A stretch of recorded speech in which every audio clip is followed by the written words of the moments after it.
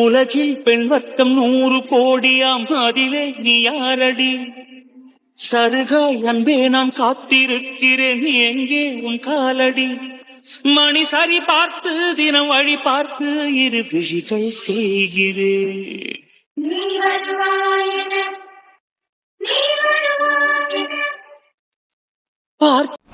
ஐசுவை பத்தி எனக்கு தெரியும்.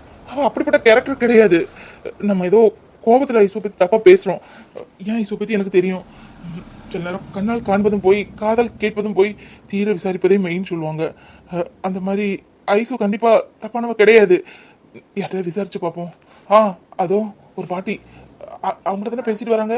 அவங்கள்ட்ட கிட்ட தெரியும். என்னத்த சொல்ல, காலம் கெட்டு போய் கிடக்கு. நம்ம ஒரு கிராமம், இந்த கிராமம் நல்லபடியா இருக்குன்னு பார்த்தா இந்த மாதிரி வெளியூர்ல இருந்து வரதுக்கெல்லாம் நம்ம ஊரை கெடுத்துரும் போல இருக்க. ஊருக்குள்ள அரசல் பொருசா சொல்லதான் சரிதான் போல. எப்படி ஜோடி போட்டுட்டு போறா. அக்கா. என்ன தம்பி, என்னையா கூப்பிட்டீங்க? என்ன தம்பி? ஆமாக்கா, உங்களை தான் கூப்பிட்டேன். அக்கா, எனக்கு ஒரு டீட்டெயில் தெரியணும். அந்த போறாங்களே 2 பேரும், அவங்கள ஒருத்தங்க என்கிட்ட லோன் அப்ளை பண்ணியிருக்காங்க. திடீர்னு நாங்கள் யாருக்கும் லோன் கொடுக்க மாட்டோம், உங்களுக்கே தெரியும். அவங்கள பற்றி டீட்டெயில்ஸ் கலெக்ட் பண்ணதுக்கு அப்புறம் தான் லோன் ப்ராசஸே ஸ்டார்ட் பண்ணுவோம். அதான் நீங்கள் அவங்கள்ட்ட பேசிட்டு வரதை பார்த்தா அவங்களுக்கு தெரிஞ்சவங்க போல, அதான் உங்கள்கிட்ட கேட்குறேன். அந்த போகிறாங்களே அவங்க 2 பேரும் எப்படி? கடன்லாம் வாங்கினா அவங்க கெட்டுவாங்களா? 2 பேரோட கேரக்டர்ஸ்லாம் எப்படி? யாரு அந்த போறது? ஐஸ்வர்யாவை கேட்கீங்களா இல்ல சத்தியை கேட்கீங்களா? என்னத்த தம்பி சொல்ல, காலம் கெட்டு போய் கிடக்கு, ஒன்றும் சொல்லதுக்கு இல்லை. ஆமா, முன்னாடியே லோன் வந்ததுக்கு வீடு இருக்கா, இடம் இருக்கா, வீட்டில் வேலைக்கு போறாரா, வீட்டுக்காரர் இருக்காரான்னு கேட்பாங்க. இப்போ என்ன குணம்லாம் கெடுக்க லோன் கொடுக்க ஆரம்பிச்சிட்டாங்க போல இருக்கேன். சரி, குணத்தை இருந்துச்சுல்ல, குணத்தை ஒரு வழிக்கு கொள்ளாது. இந்தா 2ம் புருஷன் முண்டாட்டி தான். ஊருக்குள்ள ஃபுல்லாக இதில் பற்றி தான் பேச்சு. லோன் எடுத்து தான் கெட்டதான் செய்வார். அந்த போறாரு அவர் இந்த ஊரில் கொஞ்சம் பெரும் புள்ளி தான், காசெல்லாம் நிறைய உண்டு. மற்றபடி என்ன சொல்றதுக்கு? என்னக்கா சொல்றீங்க? அப்போ அவங்க 2 பேரும் புருஷன் முன்னாடியா? என்னத்த சொல்ல, காலமே கெட்டு போச்சு தம்பி, அப்படிதான் சொல்லணும். கிராமம், எங்க கிராமம் ஒண்ணு உருப்படியா இருக்குன்னு பார்த்தா எங்க கிராமத்தையும் கிடக்கண்டா வந்துட்டால. அது 2 புருஷன் பொண்டாட்டி தான். இந்தா எப்படி போகுது பாருங்க, சோடி போட்டு. முன்னாடிலாம் இப்படி கிடையாது, பழைய துணியும் பஞ்சமும் தலையுமா இருப்பா. ஆனா இப்ப பாருங்க, எப்படி பூவும் வச்சு விதமா பிளவுஸும் போட்டுக்கிட்டு தெரியுதானு. எல்லாம் யார் வாங்கி கொடுத்தது? அவன் வாங்கி கொடுத்ததுதான். ஆமா, பெரிய புள்ளியில வளைச்சு போட்டுட்டா இவளுக்கு என்ன வேலைக்கு போகணுமா, வெட்டிக்கு போகணுமா? நீ வேணா அவங்க பின்னாடியே போய் பாருங்க தம்பி. இப்ப போனவொடனே இட்லி எடுத்து அவனுக்கு அவ ஊட்டுவா, அவன் அவளுக்கு ஊட்டுவா. மத்தியம் என்னமா பண்ணுவா, இருக்கிற சாப்பாடெல்லாம் செஞ்சு அவங்க வீட்டுல கொண்டு கொடுத்து எல்லாரும் ஒன்னா இருந்து சாப்பிடுவா. இவ வீட்டுக்கு அங்க போறது என்ன, அவன் இங்க வர்றது என்ன, பாக்குறதுக்கு சகிக்கல. சரிங்க தம்பி, ஊர் கதையெல்லாம் எனக்கு பேசவே பிடிக்காது, தெரிஞ்சுக்கிட கூட விருப்பம் இல்லை. இப்ப நம்ம அரசு புருஷல காலையில வந்தா கேட்காம முடியுமா? அதுக்குன்னு காலை பொத்திக்கிட்டு இருக்க முடியுமா? ஆமா, இவனுக்கு எதுக்கு லோனு? இவன் வீடு வாசத்தோட இருக்கான், கையில நல்ல காசு உண்டு. அதான் பூரா இவளுக்கு இறச்சிட்டு இருக்கானே. ஓ, வீடு எதுவும் வாங்கி கொடுக்கலாம், லோன் கட்டிருப்பானோ? இருக்கலாம். வீடு வாங்கி நல்லா சொகுசா வச்சுக்கலாம்ல. என்னத்த சொல்ல. சரிங்க தம்பி, வாரேன்.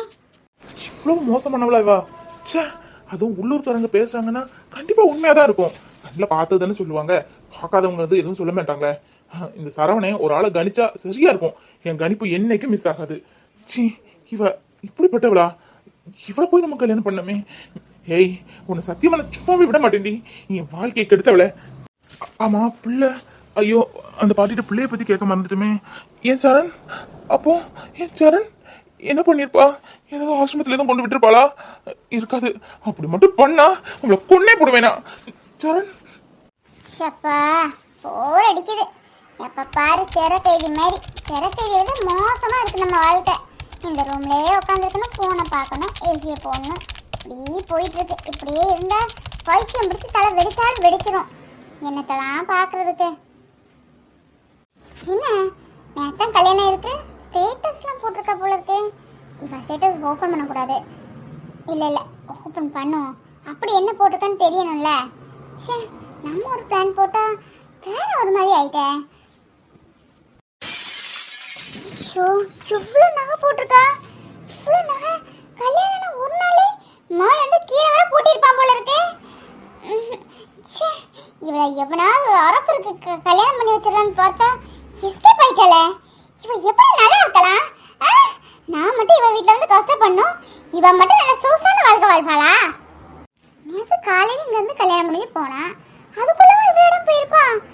ஏப்பா, ஹோட்டல் போயிருக்கா, கோயில்ல ஏதோ பாட்டி காலில் இருந்து ஆசீர்வாதம் வரவங்க மாதிரி போட்டிருக்கா. அப்புறம் பீச்சுக்கெல்லாமா போயிருப்பாங்க. நல்லா வாழ்றா போல இருக்கே. பிரியா, பிரியா நான் ரொம்ப சந்தோஷமா இருக்கேன். இன்னும் கிளாஸ் சேஞ்ச் பண்ணிருக்காங்க.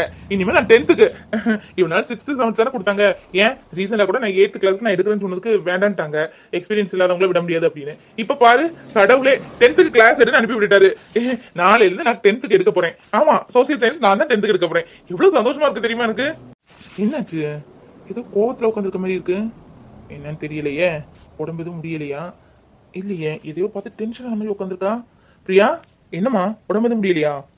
எனக்கு ஏன் சுத்த போகுது? இத பாரு, உனக்கு தான் சுத்தும். உங்க அக்கா என்னெல்லாம் ஸ்டேட்டஸ் போட்டிருக்கா பாத்தியா? நேத்து காலையில கல்யாணம் ஆயிருக்கு. கொஞ்சமா உங்க அக்கா கில்ட்டியா ஏதாவது ஃபீல் பண்றாளா? உங்க அம்மா அப்பா பார்க்கவே பரிதாபமா இருக்கு. இன்னும் அத்தை சாப்பிடல. நேத்து போனவங்க, அவ போனதுல இருந்து சாப்பிடவே இல்ல. இன்னைக்கு காலையில கூட காஃபி குடிக்காம இந்தா உங்க அக்காவை பத்தி நினைச்சு தவிச்சுக்கிட்டு இருக்காங்க. ஆனா அவளை பாருங்க எங்கேதான் போயிருக்கானே. இப்படி ஒருத்தி அந்த உலகத்திலே பார்த்தது கிடையாது. இப்படியுமா ஒரு பொண்ணு? நேற்று கல்யாணம் முடிஞ்சு அம்மா அப்பா ஆசீர்வாதம் பண்ணல, கொஞ்சம் கூட மனசுல ஏதாவது வருத்தம் இருக்கா? அவளுக்கு என்ன, விரும்பினவனா கல்யாணம் பண்ணிட்டா, அதுவும் பணக்கார மாப்பிள்ள. பாருங்க எவ்வளவு ஜுவல்ஸ் போட்டிருக்கா, எங்கெல்லாம் போயிருக்கா பாருங்க. பீச்சுக்கு ரொம்ப முக்கியம் இல்ல. அப்போ வீட்டை பத்தின எண்ணம் கொஞ்சமும் இல்ல உங்க அக்காக்கு. என்ன கஷ்டத்தை சொல்லி வளர்த்தீங்களோ ஆவுனா அத்தை சொல்லுவாங்க, என் பிள்ளைங்க எல்லாம் கஷ்டத்தை நஷ்டத்தை தெரிஞ்சு வளர்ந்தவங்க. இதான் கஷ்டம் நஷ்டம் தெரிஞ்சு வளர்ந்ததா? நீ எதுக்கு இப்ப அவ ஸ்டேட்டஸ் பார்த்து டென்ஷன் ஆயிட்டு இருக்க? நான் தான் எல்லாமே பிளாக் பண்ணி விட்டுட்டேன், நீயும் பிளாக் பண்ணி விட்டுரு. எனக்கு அக்காவே கிடையாது. ஒண்ணுக்கு 2 அக்கா இருந்தோம். நான் அக்கா இல்லாத மாதிரி தான் நினைச்சிட்டு இருக்கேன். ஒருத்தி என்னடா சொல்லாம ஓடி போய் எனக்கு கேவலப்படுத்தினா, இவ என்னடா வீட்டுல வச்சு எவனையோ கூட்டு வந்து தாலியை கட்டி அவ பாடு கிளம்பி போயிட்டா. 2 பேரையும் நான் அப்படி பார்த்தேன். ஆனா 2 பேருக்கும் கொஞ்சம் நன்றிங்கிறதே இல்ல. நீ தயவு செஞ்சு அதெல்லாம் பிளாக் பண்ணு. பார்த்து டென்ஷன் ஆயிட்டு இருக்காத. எனக்கு அக்கா கிடையாதுன்னு நேத்து நான் முடிவு பண்ணிட்டேன். ஓ நீ வேண்டாம் முடிவு பண்ணிட்டா நீ பட்ட கேவலம்லாம் சரியா போயிடுமா? உங்க அக்காவை எப்படி நீ பாத்திருப்ப? மூத்த அக்கா கல்யாணத்துக்கு கார் வாங்குறதுக்காக தான் எங்க வீட்டுல வேலைக்கே சேர்ந்தேன், ஞாபகம் இருக்கா? நீ படிச்ச படிப்பு என்ன, அவங்க அக்காக்காக வேலை பார்த்தது என்ன வேலை? இதெல்லாம் கொஞ்சமும் மனசுல வைக்காம அவங்க என்னடா ஓடி போயிட்டா, இவன் என்னடானா வீட்லயே தாலி கட்டி கூட்டிட்டு போயிட்டா. இப்படி ஒரு பொம்பளை பிள்ளைல நான் எங்கேயுமே பார்த்தது இல்ல. நீங்க வேணா இதெல்லாம் மறக்கலாம், என்னால மறக்கவே முடியாது விக்ரம். எனக்கு கல்யாணம் ஆகி 1 வருஷம் தான் ஆகுது. ஆனா அக்கா அக்கா அக்கா இவ்வளவு பாசமா இருந்திருப்பீங்க. அந்த வயிற்றுல இருக்கையிலே அந்த குழந்தைக்காக என்னெல்லாம் செய்யணும் என்று சொல்லியிருக்கீங்க. அப்படி பாசமா இருந்த ஒரு தம்பியும் கூட யோசிக்காம அவங்க பாட்டு கிளம்பி அவங்க பாட்டு அவங்க வேலை முடிஞ்சா போயிருக்காங்களே, அது எப்படி? இல்ல எப்படின்னு கேக்குறேன். காரியம் முடிச்சதுல மட்டும் கண்ணா இருந்திருக்காங்க அவங்க விஷயத்துல. நீங்க தான் அக்கா அக்கா அக்கா நினைச்சு உங்க வாழ்க்கையை கெடுத்துட்டு இருந்திருக்கீங்க. அப்படின்னா அவங்களுக்கு பிடிச்ச வாழ்க்கையை அவங்க தேர்ந்தெடுத்துக்கிடுவாங்க இல்ல? இல்ல அம்மா அப்பா தம்பி யாரும் எதுவும் கேட்க கூடாது. பொண்ணு பார்க்க முடிவு பண்ணவங்கள வந்தவங்க முன்னாடி எப்படி கேவலப்படுத்திட்டா, இன்னத்தால காமிக்க முடியுமா? இதுல நீங்க வேற 10 நாள்ல குலதெய்வம் கோயிலுக்கு போகணும்னு அங்க எல்லாம் பொங்கலுக்கு எல்லாம் கொடுத்துருக்கீங்க. அங்க பாக்குறவங்க ஏதாவது 4 கேள்வி கேட்டா என்ன பண்றதுக்கு? பிரியா நடந்துட்டு இன்னும் அதுக்கு என்ன செய்ய முடியும்? நான் தான் அக்காவே வேண்டான்னு இருக்கேன்ல. எங்க அம்மா அப்பாவுக்கு நான் பிறந்து ஒரு பிள்ளையாவே இருந்துட்டு போறேன். எங்க அம்மா அப்பா நான் பாத்துக்கிறேன். இன்னும் அக்கா தங்கச்சி எவ்வளவு இந்த வீட்டு படி ஏறி உள்ள வரவும் கூடாது. நானும் எவ்வளையும் பார்க்க போறதும் கிடையாது. முடிஞ்சு போச்சு, எல்லாமே முடிஞ்சு போச்சு. 2 பேரையும் பார்த்ததுக்கு எனக்கு நல்ல சரியா பாடம் சொல்லி தந்துட்டு போயிட்டாங்க. என் வாழ்க்கையில அக்கான்னு ஒருத்தி கிடையவே கிடையாது. முடிஞ்சு போச்சு பிரியா. எனக்கு எல்லாமே நீதான் பிரியா. என் வாழ்க்கையில என்னைக்கு வந்தியோ அன்னையில இருந்து ஃப்ரெண்டு, லவ்வரு, ஒய்ஃபு எல்லாமே எனக்கு எல்லாமே நீ மட்டும்தான் பிரியா, நீ மட்டும்தான். பிரியா பிரியா விக்ரம் டாடி குரல் மாதிரி இருக்குல. டாடி வந்திருக்கார் போல இருக்கு. டாடி டாடி வாங்க வாங்கம்மா. இப்ப மாதிரி என்ன பார்க்கணும்னு தோணுச்சு. திடீர்னு சர்ப்ரைஸ். காலையில கூட அம்மாக்கு ஃபோன் பண்ணி சொல்லவே இல்லை வரேன்னு. டாடி நீ காலையில இல்லாம வந்தாரு துபாய் போயிட்டு. 1 வீக்காவே சொல்லிட்டே இருந்தாரு, ஐயோ என் பொண்ணு கன்சீவா இருக்கா, போய் பார்க்க முடியலேன்னு. காலையில் வந்ததோடி பர்ச்சேஸ் பண்ணிட்டு கிளம்பிட்டோம். காலையில் ஃபோன் பண்ணும்போது டாடி பக்கத்துல இருந்தாரு. சொல்லாத நம்ம போகிற சர்ப்ரைஸா இருக்கட்டும்னாரு. அதான் சொல்லாம சின்னதா சர்ப்ரைஸா இருக்கட்டுமே அப்படின்னு. பிரியா எப்படி இருக்க, உடம்பு எப்படி இருக்கு, பரவாயில்லையா? அப்புறம் உங்க அக்காக்கு ஒரு அலையன்ஸ் பாத்திருக்கேன். இல்ல உங்கள்கிட்ட கேட்டு உங்கள்கிட்ட பேசலாம் தான். இப்பதான் பொண்ணு கிடைக்கிறது ரொம்ப கஷ்டமா இருக்கு. என் 2 பொண்ணு சொல்லிட்டு இருந்தாங்க, நல்ல பெரிய புள்ளி தான் உங்க அக்கா. அங்க போனா நல்ல லைஃப்ல நல்ல செட்டில் ஆகி நல்லா இருப்பாங்க. நான் என் மாப்பிள்ளை எதுவும் கன்சல்ட் பண்ணாம சொல்ல மாட்டேன், மாப்பிள்ளை ஃபேமிலியை கேட்டுட்டு சொல்றேன் அப்படின்னு. பையன் நல்ல பிசினஸ் பண்றான், ஒரே பையன் தான், நல்ல பையன் எனக்கு தெரிஞ்ச வரைக்கும். உங்க அக்காவும் கல்யாணம் பண்ணி கொடுத்தா கண்டிப்பா நல்லா இருப்பா. டாடி அந்த கஷ்டமே உங்களுக்கு வேண்டாம், யாருக்கும் எந்த கஷ்டமும் கொடுக்க கூடாதுன்னு வீட்லயே சிம்பிளா நேத்தே கல்யாணம் முடிஞ்சு அவங்க வீட்டுக்கு போயிட்டாங்க. என்ன பிரியா சொல்ற? உண்மையாவா? என்ன சம்பந்தி, பிரியா சொல்றது உண்மையா? மாமா நான் சொல்றேன் மாமா, அம்மாவுக்கு நேரத்துல இருந்தே உடம்பு முடியல. அம்மா சாப்பிடவே இல்லை அக்கா போனதுல இருந்தே. அக்காவுக்கு ஒரு நல்லது நடக்கும்னு நினைச்சேன். அவ வாழ்க்கையை இப்படி மாத்திப்பான்னு சத்தியமா நினைச்சே பார்க்கல. டெக்ஸ்டைல் பிசினஸ் பண்ணிட்டு இருக்காரு கௌதம்னு, அதான் உங்களுக்கு தெரிஞ்சிருக்கும். அவரு தான். அவரு நல்லவர் மாதிரி எனக்கு தெரியல. நான் விசாரிச்ச வரைக்கும் ரொம்ப ஒஸ்ட். அவங்க அப்பாக்கே 2 ஒய்ஃபு அப்படிலாம் கேள்விப்பட்டேன். அதான் வீட்டுல வேண்டான்னு சொன்னா கேட்கல. ஒருத்த கல்ல நின்னா அவனை தான் கல்யாணம் பண்ணுவேன்னு அது மாரி பேசி ஓகே இன்னொரு பையனை பார்த்து கல்யாணம் பண்ணலாம். நேற்று தான் மாப்பிள்ளை வீட்டுல இருந்து எல்லாரும் வந்திருந்தாங்க. அதுக்குள்ள இவ ஃபோன் பண்ணி சொன்னாலோ இல்ல அவனாலே வந்தானோன்னு தெரியல.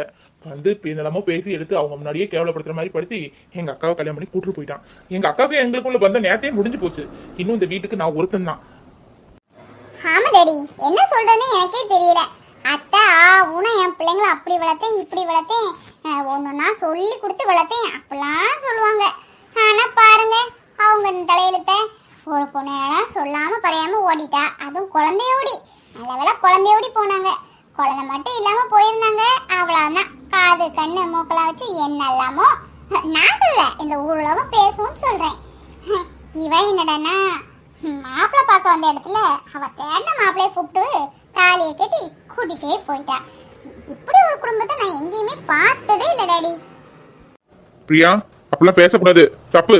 இதுவும் உன் குடும்பம் தான். இந்த குடும்பத்துல நீயும் இருக்க, என்ன புரிஞ்சுல? யாரையும் எப்பவும் கஷ்டப்படுத்த மாதிரி பேசக்கூடாது பிரியா. உங்க மேலதான் தப்பு. உங்க மேல தப்பு வச்சுட்டு அந்த பொண்ணு பேசினா, அந்த பொண்ணு லவ் பண்ற ஆரம்பத்திலே சொல்லியிருக்கல. நீங்க தான் பேசி எடுத்து ஒரு முடிவு பண்ணி கல்யாணத்தை பண்ணி வச்சிருக்கணும். அதை விட்டுட்டு லவ் பண்ண விட்டு வேற எதுவும் மாப்பிள்ளை அரேஞ்ச் பண்ணீங்கன்னா எப்படி அவ சந்தோஷமா இருப்பா? அதான் கல்யாணம் பண்ணணும் தப்பு இல்ல. அது மட்டும் இல்ல, மிஸ்டர் கௌதம் ரொம்ப ரொம்ப ரொம்ப நல்ல பையன். அவங்க அப்பாவுக்கு நீங்க சொன்ன மாதிரி 2 ஒய்ஃப் தான். ஆனா அவரு பிசினஸ்ல top. Character wise very very good. எனக்கு தெரியும் கௌதம பத்தி. சரி சம்பந்தி விடுங்க, வருத்தப்படாதீங்க. நீங்களே பார்த்திருந்தா கூட இப்படி ஒரு பையனை பார்த்துக்க முடியாது. அப்படி ஒரு நல்ல பையன் கௌதம். உங்க பொண்ணு நல்லா பார்த்துப்பாரு. நீங்களே பேசி எடுத்து ஒரு முடிவு பண்ணி ஒரு நாள் போய் பார்க்க போங்க. கல்யாணம் பண்ணிட்டு போயிட்டா இன்னும் அவளுக்கும் நமக்கும் சம்மந்தம் இல்லைன்னு எனக்கு என்னன்னு இருக்காதீங்க. என்ன இருந்தாலும் பொண்ணு நீங்க போய் பார்த்த மாதிரி இருக்காது. அவ்வளவு மனசங்கடத்துல தான் போயிருப்பா. போய் ஒரு நாள் போய் பார்த்துட்டு வாங்க. அப்புறம் பிரியாவை நாங்க ஒரு நாள் வந்து கூட்டிட்டு போறோம். ஒரு 2 மாசம் அங்க ரெஸ்ட் எடுக்கட்டுமே. ஏன்னா அவளுக்கு சின்ன வயசு, கன்சீவ் ஆயிருக்கா. அவங்க அம்மா என்னமா அவளுக்கு சாப்பாடுலாம் செஞ்சு கொடுக்கணும்னு ஆசைப்படுறா. விடிய விடிய சொல்லி தருவே பொன்மாலை நிலாவினில் வேதங்கள் என் மார்பில் உலா வரும் தாகங்கள் இன்னும் என்னென்னமோ என் எண்ணங்கள் விடிய விடிய. ஆசீர்வாதமா கேக்குற ஆசீர்வாதம் செய்யறதெல்லாம் செஞ்சுக்கிட்டு உன்னதானடி ரொம்ப பெருசா நினைச்சிருந்தேன். இந்த வீட்டுல நீ எடுக்கிற முடிவு எதுவும் சரியா இருக்கும். அந்த பிள்ளை கூட படிக்கல. நீ எடுக்கிறது ஒவ்வொன்றும் நல்ல முடிவா இருக்கும். ஒரு துணிமணி எடுக்கனா கூட ஒன்ன வேற கூட்டிட்டு போவேன். நல்லா செஞ்சுட்டடி, நல்லா செஞ்சுட்டீங்க. பெத்த மனசு ரொம்ப நிறைஞ்சு போய் நிக்கேன். ஏய் உனக்கு எதிரடி குறை வச்சோம்? நானும் அப்பா உனக்கு எதை குறை வச்சோம்? படிக்கணும்னு ஆசைப்பட்ட, வேலைக்கு போகணும்னு ஆசைப்பட்ட, துணிமணி இருந்து நகை நட்டுல இருந்து எதை கேட்டாலும் உடனே அப்பா கடன் கால வாங்கி உங்களுக்கு செய்யல. அதுக்குதான் நல்ல நன்றி கடை எனக்கு செய்த. ரோட்ல நாங்க தலை காமிக்க முடியுமா? கண்ணிலே முடிக்காத, தயவு செஞ்சு போயிரு போயிரு.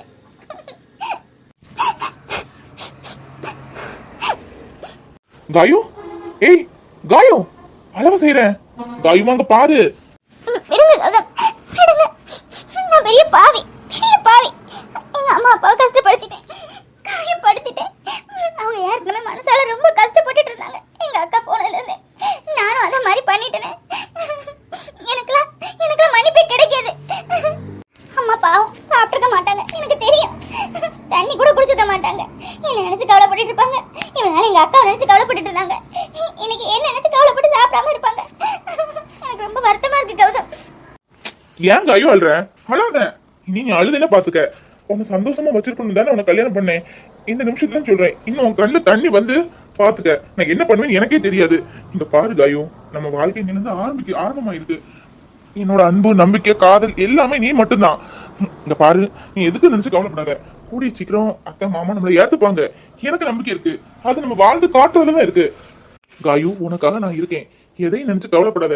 மனசுல கஷ்டம் இருக்கதான் செய்யும். நம்ம கல்யாணம் அப்படி நடக்கணும் இப்படி நடக்கணும்லாம் நினைச்சிருந்தோமே. திடீர்னு இப்படி கல்யாணம் நடந்துட்டு வீட்டுல உள்ளவங்க என்ன நினைச்சிருப்பாங்க அப்படின்னு நினைக்கிறதுல நியாயம் தான். ஆனா அவங்களெல்லாம் நம்ம வழி கொண்டு வரணும்னா நம்ம வாழ்ற வாழ்க்கையில தான் இருக்கு. நம்ம நல்லபடியா சந்தோஷமா வாழ்ற வாழ்க்கையை பார்த்தாலே தன்னால வருவாங்க. எப்பா என் பிள்ளைய கஷ்டப்படுத்துவியோன்னு நினைச்சேன். ஆனா என் பொண்ணு நானா பார்த்திருந்தா கூட இப்படி ஒரு மாப்பிள்ளை பார்த்திருக்க மாட்டேன்னு அவங்க நினைக்கணும். அந்த அளவுக்கு நம்ம தைரியமா சந்தோஷமா நல்ல நிலைமையில அவங்க வச்சிருக்கணும். காயும் வச்சிருப்பேன். இங்க பாரு காயுமா, நான் என்னைக்கும் உன்னை கைவிட மாட்டேன். அப்படி உன்னை ஒரு வேளை கைவிடுற நாள் வந்துச்சுன்னு வையன், அன்னைக்கு என் உயிர் என் இல்லைன்னு அர்த்தம். இங்க பாரு, நிறைய பேர் லவ் பண்ணி கல்யாணம் பண்றாங்க. ஆனா பாதி லவ் ஃபெயிலாவே போகுது. ஏன்? ஆரம்பத்துல காமிக்கிற லவ் கடைசி வரை இருக்க மாட்டேங்குது. அதான் நம்ம ஒரு பொண்ணை லவ் பண்ண ஆரம்பிச்சிட்டோம்னு ஏன், ஆரம்பத்துல வைக்கிற நம்பிக்கையும் லவ்வும் கடைசி வரை இருக்கணும். அப்பதான் அந்த லவ் முழுமை அடையும். அதை விட்டுட்டு எதுக்கோ ஆசைப்பட்டு லவ் பண்ணி பாதியிலே விட்டுட்டு போனா சத்தியமா அது லவ்வே கிடையாது. நான் உன்னை அந்த அளவுக்கு லவ் பண்றேன். I love you Gayu. இங்க பாருங்க கௌதம், ஒவ்வொருத்தங்களோட வாழ்க்கையிலையும் ஃபர்ஸ்ட் ஹாஃப் செகண்ட் ஹாஃப்னு இருக்குன்னு சொல்லுவாங்க. என்னோட ஃபர்ஸ்ட் ஹாஃப் முடிஞ்சு போச்சு, செகண்ட் ஹாஃப் உங்க கூட தான் ஆரம்பிக்க போறேன். என்ன நல்லபடியா பார்த்துப்பீங்கல்ல கௌதம்? காயு, ஒவ்வொரு மனுஷனுக்கும் வாழ்க்கையில ஃபர்ஸ்ட் ஹாஃப் செகண்ட் ஹாஃப் உண்டுன்னு சொல்ற. என் வாழ்க்கையில ஃபர்ஸ்ட் ஹாஃபும் நீ தான், செகண்ட் ஹாஃபும் நீ தான். என் லைஃபே நீ தான். நான் நல்லா பார்த்துப்பேம்மா, நல்லா பார்த்துப்பேன். ஒவ்வொருத்தங்கள மாதிரி என் பொண்டாடி நான் அப்படி பார்த்துப்பேன், அதை வாங்கி கொடுப்பேன், இப்படி இருப்பேன் அப்படிலாம் சொல்ற ஆள் நான் கிடையாது. செஞ்சு காமிக்கிற ஆள் நான். கொஞ்சம் சிரிச்சா நல்லா இருக்குமே, உருன்னு இருக்க, கொஞ்சம் சிரியன். ஃபர்ஸ்ட் நைட் தான் கேன்சல், சிரிச்சு கூடவா பேசக்கூடாது?